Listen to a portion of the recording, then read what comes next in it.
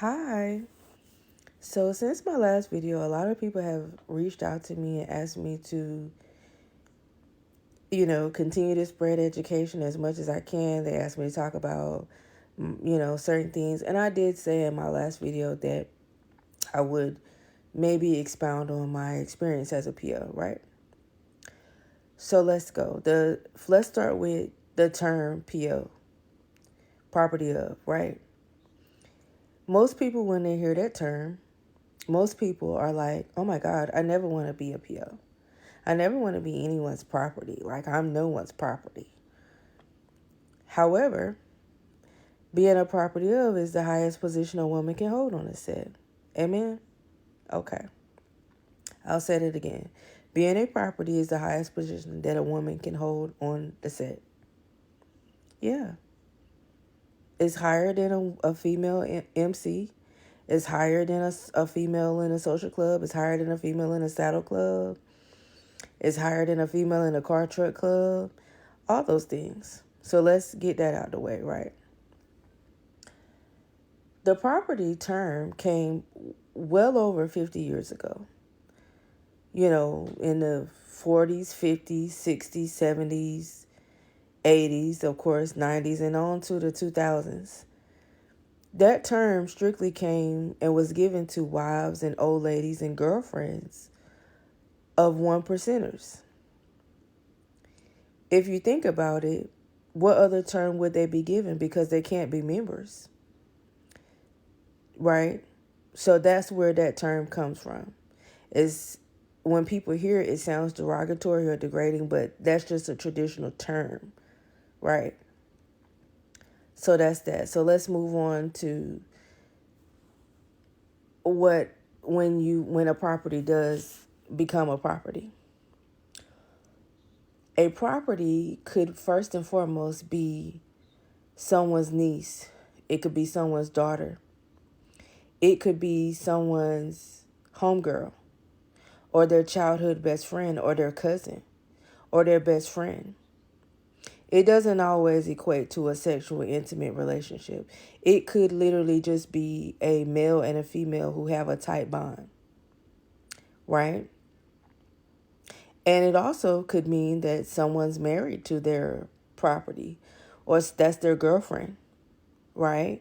Or that's their old lady, whatever he deemed her to be, right? As far as being a property, if I had to illustrate that and provide some sort of education on what that looks like or what that means, in my opinion, is like a built-in support system for a one percenter MC, right? A one percenters motorcycle club. It's like a built-in support club. Okay, so let's get in what support could look like. And that really is catered to whatever your sponsor, because that's what they're called. The man that brings you in, he's called your sponsor. And that means that he has sponsored you. He has taken on the responsibility of you. He's responsible for your safety. He's responsible for your behavior. He's responsible for anything that you do while you're on the set. He's responsible for it. Good and bad. What that looks like for properties is you could be a property that when they go on these long runs, right, when they're riding across the world and the ride might be 18 hours, you might be the PO that provide him gas. You might be the PO that books his hotel room. You might be the kind of PO that, I don't know, cook food on hang nights, cook the sides, right? Most of the time, a lot of POs do that. You might be the kind of PO that when your sponsor goes on these long runs, you might pack them up a little care package with phone chargers and a brush and water. Make sure he stay hydrated. Anything he might need. If his bike break down, you might be the one to assist him with that. right? If he need a tire, if he need any kind of maintenance, you might be the PO to assist him with that, right? Um, outside of just being support, again, whatever support looks like for him. I do want to point out that your first obligation is to him because he brought you in that world. Your next obligation is to whatever nation that he belongs to, right? So that means any bro or any one percenter can ask you to do something, right? He could ask anything of you, or he can check you about anything if you so happen to get out of line. Okay? So understand that when you're thinking about that, or if you are one now, understand that you also have an obligation to the entire nation. I want you to also keep in mind that when you are considering being a property of, or you are one now, you have to put yourself in the mindset that they have went through a lot to get those rags. So when they put them rags on your back, when they give you their name to wear on your vest, that is an honor. That is a sign of trust. That is a sign of integrity. That is a sign of respect. Because I promise you, they live and die by respect. That is how they operate all day, every day. What I do want to say that will be helpful to people that may be considering being a PO that's not already, or if you are one and you're still just lost in the sauce. If you want to be that, or like I said, if you're already there and you're just kind of confused, I want you to understand that that is not something that you should take lightly. That is a lifestyle. It's a lifestyle for them. And it's also will essentially become a lifestyle for you. What I want to point out is make sure that you're that with and without those rags.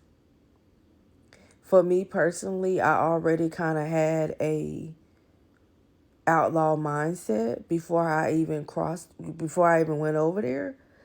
So when I went over there, that stuff felt like home to me. I already kind of had an outlaw mindset. But I want you to put yourself in that mindset because danger could come to you, ma'am. You could incur the same danger that they do. If someone doesn't like you or they don't like that club or whatever, danger could come to you while you at the gas station pumping gas. Danger could come to you while y'all at the Waffle House eating breakfast. The same danger that they run into, you could run into it too. And I want you to be who you claim you are when you're inside of those rags, especially in and out of them, but definitely when you're inside of them. Please be who you say you are, because you could be tested one day, right? So there's that side of it. There's a lot of perks that come with being a PO.